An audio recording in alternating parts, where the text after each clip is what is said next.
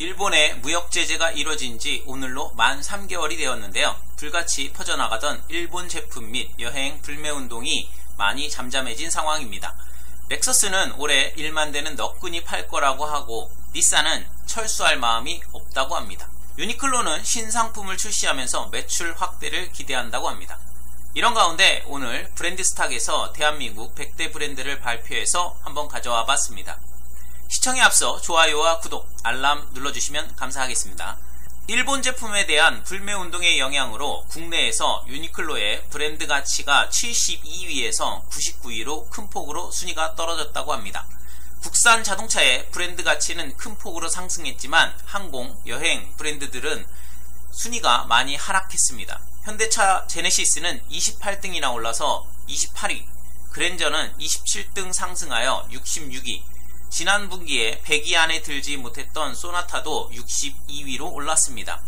100위 안에 든 일본 자동차 브랜드들은 한 개도 없네요.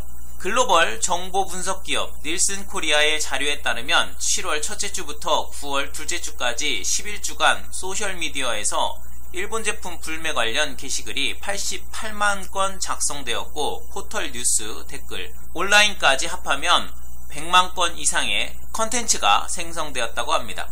7월 넷째 주를 정점으로 서서히 감소하며 최근에는 약 2만 건 정도 게시글이 생성되었다고 하는데요. 닐슨 코리아는 현재 이슈가 완전히 소멸하지는 않고 유지되는 것으로 보인다며 9월 둘째 주 불매운동 관련 글의 수가 다시 상승한 것을 보면 일부 커뮤니티와 적극적인 보이콧 참여자들 사이에서 장기적으로 불매운동이 지속할 가능성이 높다고 분석했습니다. 불매운동에서 가장 많이 언급된 품목은 여행, 맥주, 자동차, 필기구, 화장품, 식품, 카메라 순이었다고 합니다. 한편 일본 제품 불매운동이 담배 시장에까지 번지면서 한동안 감소했던 JTI 코리아의 시장 점유율이 한 달 만에 다시 8%대로 올라섰다고 합니다. 국내 불매운동의 영향으로 핵심 유통 채널인 편의점에서 제품 진열을 거부하고 일부 애연가들도 자발적으로 취향을 바꿔 보이콧 대열에 동참함으로 인해 지난 8월 중순 JTI 코리아의 시장 점유율은 7%대로 떨어졌는데 25일 업계에 따르면 9월 16일 기준 JTI 코리아는 8%대 점유율을 회복했다고 합니다. JTI 코리아는 메비우스, 카멜, 세븐스타 등 20여 개 브랜드를 제조하는 일본계 담배 회사입니다. 올해 7월까지 국내 소매시장에서 8%대 점유율을 유지해왔습니다. 일본 프리미엄 자동차 브랜드 렉서스는 수입차의 판매 실적 지표인 1만 대 클럽까지 43대만을 남겨두고 있다고 합니다.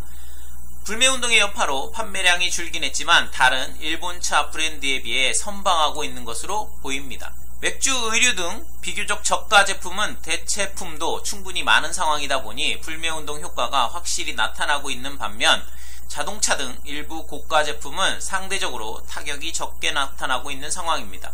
일본 네티즌들은 유니클로가 아직도 100위 안에 들다니 노력이 부족하다. 유니클로는 적자가 나기 전에 빨리 철수해라. 유니클로는 세계적인 기업인데 한국 내에서의 순위는 의미 없다.